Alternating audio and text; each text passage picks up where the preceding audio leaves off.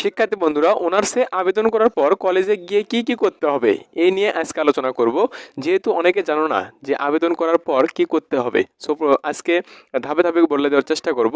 অবশ্যই তোমরা ভিডিওর সাথে থাকবে, তো মনোযোগ দিয়ে দেখবে, তাহলে কিন্তু তোমরা অবশ্যই কিন্তু বুঝতে পারবে। তো চলো শুরু করা যাক। তো তোমাদের কিন্তু আবেদন শুরু হয়ে গেছে, তো প্রথম থেকে আমি বলে দেওয়ার কিন্তু চেষ্টা করব। তো সেক্ষেত্রে তোমরা অবশ্যই কিন্তু ধীরে ধীরে বোঝার কিন্তু চেষ্টা করবে। তো প্রথমে তোমাদের আবেদনের কিন্তু তারিখ 21 জানুয়ারি থেকে শুরু হয়েছে এবং চলবে কিন্তু 28 ফেব্রুয়ারি পর্যন্ত। তো ভর্তি পরীক্ষা কিন্তু তোমাদের কিন্তু 3 মে 2025 শনিবারে কিন্তু তোমাদের ভর্তি পরীক্ষা অনুষ্ঠিত হবে। তো সেই ক্ষেত্রে আবেদন করার পরে তোমাদের কলেজে গিয়ে কী কী করতে হবে এবং আবেদনের পরে তোমাদের বিষয়টা কী এবং কী কী তোমরা করবা, এটাই হচ্ছে মূল বিষয়। তো অনেকে কিন্তু জানো না, তো সেই ক্ষেত্রে দেখো আমি কিন্তু বলে দেওয়ার চেষ্টা করব। তো সেই ক্ষেত্রে তোমাদের কী করতে হবে আবেদন করার পরে। তো তুমি যে কম্পিউটার থেকে হোক বা তুমি নিজেও হোক, যে কোনোভাবে কিন্তু তুমি এভাবে অ্যাপ্লাই কিন্তু করতে পারো। অনার্সে 2024-25 শিক্ষাবর্ষে যে কোনো কম্পিউটার দোকান থেকে তুমি আবেদন করতে পারবা। কিংবা তুমি যদি নিজে মনে করো যে আমি নিজে বাড়িতে বসে করব, তাহলে কিন্তু তুমি বাড়িতে বসে গিয়েও কিন্তু অনলাইন আবেদনটি করতে পারবে।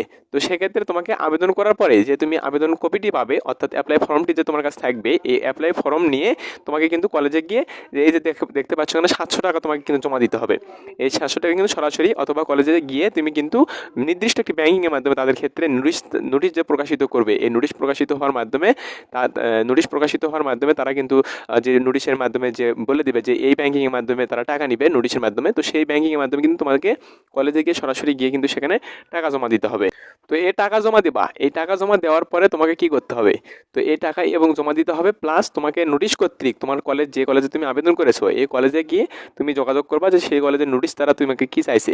তো এই কাগজগুলো যে যে কাগজপত্র তোমাকে কিন্তু যেগুলো বলবে যে এগুলো কাগজপত্র তোমাকে জমা দিতে হবে, তো সেগুলো কাগজপত্র কিন্তু তুমি বাসা থেকে নিয়ে যাবে এবং ওই নোটিশ কর্তৃক তোমাকে কিন্তু কাগজপত্র জমা দিতে হবে এবং 700 টাকা কিন্তু তোমাদের আবেদন ফিটি পরিশোধ করতে হবে কলেজে গিয়ে সরাসরি গিয়ে। আশা করি তোমরা এটুকু কিন্তু বুঝতে পেরেছো।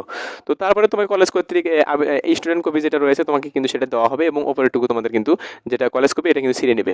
তো ছিঁড়ে নেওয়ার পরে তোমাকে কিন্তু স্টুডেন্ট কপি তোমার হাতে দেওয়া হবে এবং দেওয়ার পরে তোমাকে কিন্তু কলেজ কর্তৃক একটা নিশ্চয় একটি কিন্তু মেসেজ পাঠাবে যে তোমার কলেজের যে তোমার আবেদনটি, এই আবেদনটি আমরা গ্রহণ করেছি। তো এরকম কিন্তু একটা তোমাদেরকে কিন্তু মেসেজ পাঠাবে।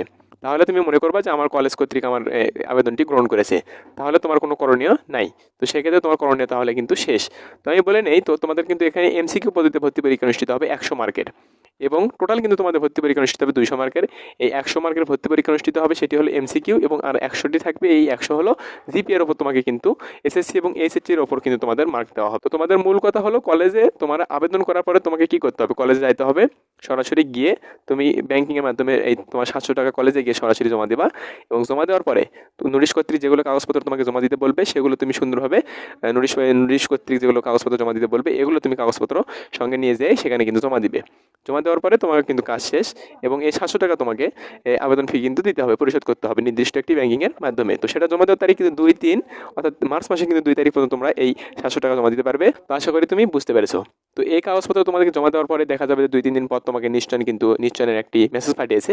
তো এইরকম মেসেজ পাঠিয়েলে মেসেজ কিন্তু পাঠালে তুমি বুঝবা যে আমার কলেজ কর্তৃক কিন্তু আমার আবেদনটি গ্রহণ করেছে। আর যদি না করে থাকে তাহলে তুমি কলেজ কর্তৃক নির্দিষ্ট যারা কর্তৃপক্ষ রয়েছে এই কলেজ কর্তৃপক্ষকে তুমি কিন্তু জানাবে যে আমার আবেদনটি এখনও গ্রহণ করেনি। তো সেক্ষেত্রে তারা কী বলে সেটি কিন্তু তারা পদক্ষেপ নেবে। আশা করি তুমি বুঝতে পেরেছো। তো এটা কিন্তু তোমাদের মূল টপিক ছিল যে আমরা আবেদন করার পরে আমাদের কী কী করতে হবে কলেজে গিয়ে। তো আশা করি বুঝাতে পেরেছি, তোমরা বুঝেছো। তো সেক্ষেত্রে দেখো এখানে কিন্তু তোমাদের আমি আবার বলে নেই যে এখানে 200 মার্কে তোমাদের টোটাল ভর্তি পরীক্ষা অনুষ্ঠিত হবে, সেক্ষেত্রে 100 মার্কে ভর্তি পরীক্ষা অনুষ্ঠিত হবে, সেটি হচ্ছে এমসি, আর 100 হলো তোমাদের জিপিএর ওপর কিন্তু তোমাদের মার্ক দিবে। আশা করি বুঝতে পেরেছো। আর আবেদন কিন্তু চলছে, যারা আবেদন করবে তারা কিন্তু দ্রুত এখানে আবেদন করে নিতে পারো অনার্সে 2024-25 শিক্ষাবর্ষে। তো এই ছিল আজকের বিষয়, আশা করি ভালো থাকবে। আর এরকম ভর্তি বিষয়ে যে কোনো আপডেট ভিডিও পেতে অবশ্যই আমার চ্যানেলকে সাবস্ক্রাইব করে পাশে থাকবে। আল্লাহ হাফেজ।